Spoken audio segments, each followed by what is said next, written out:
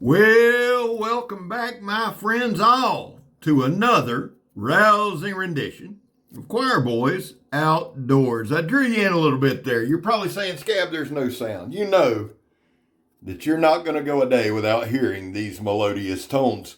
Today, we have the off-grid knives Cayman XXL. Now, again, this one was sent to me by Timbo437. Seriously.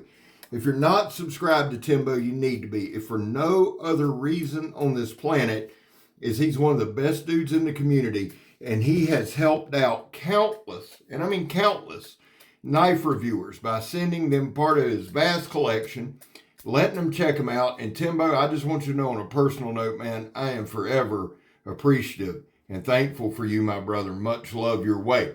The off-grid knives Cayman XXL. Now, Off-Grid is one of those unique knife companies that I really, really enjoy reviewing, but I don't have many up. And you thought, I was going to say enjoy reviewing. You're going to be like, Scab, you love them all. Here's the thing. I do, and I love Off-Grid, and I've done several of their knives. I just don't own many. I think I have a folder, the Beaver, and maybe one more. Kirk has several. So if I need one, I grab one. They make solid, dependable knives. They make a lot of knives for law enforcement, military applications, and that kind of thing. So I'm a big supporter. Let's talk specifically now about this one. This knife weighs in, I believe, it's either 15.7 or 18.7 ounces. I did it yesterday, and my handwriting's like a 3-year-old. You know what? Let's go with 15 because that makes more sense. So 15.7 ounces. The thing that I was so super impressed by was how sharp this damn knife was. Now, Timbo could have sharpened it. But the thing is this, guys. When I get a knife, say from Timbo or somebody like that who has is real particular about that edge, even if they sharpen it, you say, well, Scab, can you tell anything about Off-Grid? Sure. You can always tell by the heat treat how it holds up. Now, let's go based on Timbo sharpening this one, okay? It's got a nice toothy edge to it. It came razor sharp, thin behind the edge. It didn't roll, it didn't chip, it didn't pop, didn't do anything. Held up insanely well. The steel is Cryo D2. We've got G10 handle scales, some really nice jimping on the back. It's got that wicked clip point, very, very aggressive. One of the best little stabbing knives that we've had on the channel. I believe we go up to like 6 stabs, 6 pieces of tire. Some of that's still belted, some of it's not, various sizes. And I missed several times. So, but to go up to 6 pieces is pretty damn impressive. While I'm doing this, y'all kind of watch what's going on there. Overall length is 12 inches. Blade length is 7 inches. The cutting edge is right at 6.5. Now, the handle is 5 1/4. The inner grip, which to me is most important, is 4 3/16. Most hands on this planet will be able to grip this knife.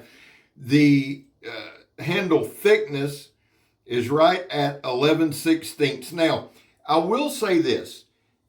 Off-Grid has unique handles in that they're just a little blocky, but it fits my hand incredibly well. I know that on a couple, Donnie Be All Day has used a Dremel on a couple of his and shaved them down, and so has Kirk. But as I'm talking about it and as I'm holding this thing, I'm going to hold up. Watch this right here.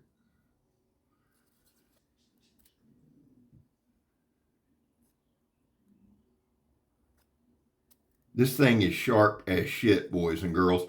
I didn't really realize how sharp it was till we got to this particular demonstration right here.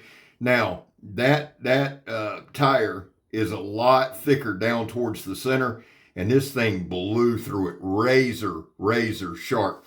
What I was going to say about the handle scales on this particular knife is it contours to my hand very, very well. It has an ever so slight forward cant, kind of almost like a little pistol grip on the handle, but it fits my hand incredibly well. And if a knife fits my hand, it's going to be a hell of a lot easier to use. Now, blade width at its widest point is 2 inches.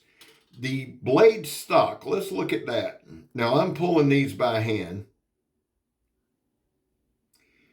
Guys, this is between an 1/8 and 3/16. So I'm not sure what millimeter it is, but it's between an 1/8 and 3/16. And this thing is just phenomenal. It's thin behind the edge, stabs really well, super sharp, super comfortable in hand.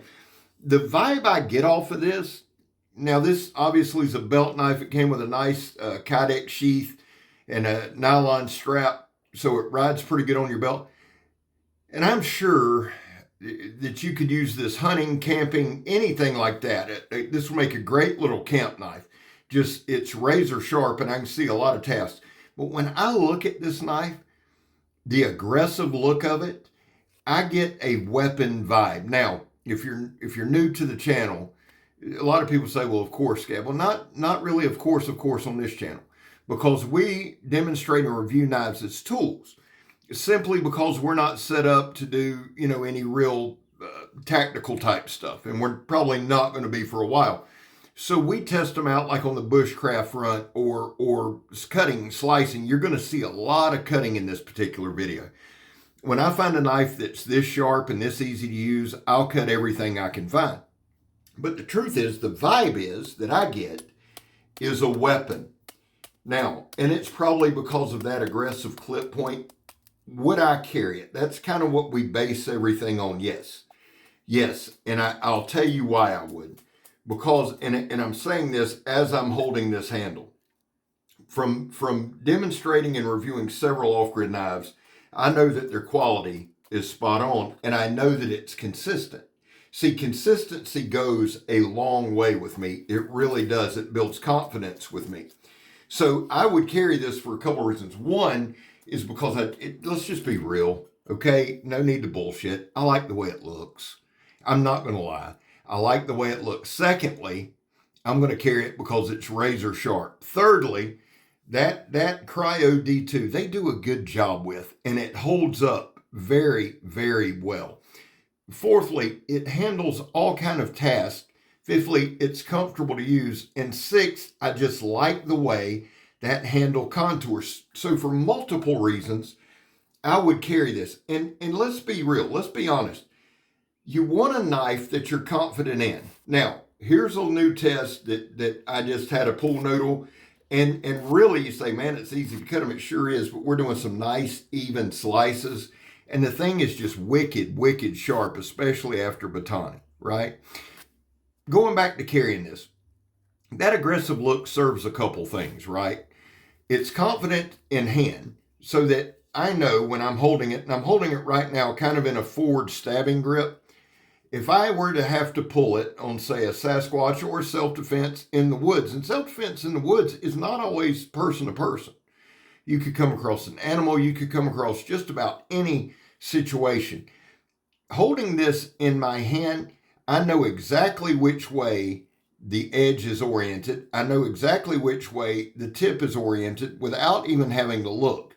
That is a big factor for me. If I'd have to draw it, or if, God forbid, something happened, it was at night, and I was able to pick the knife up, I would know immediately which direction I was holding the knife. That's huge. Would I carry it? Absolutely.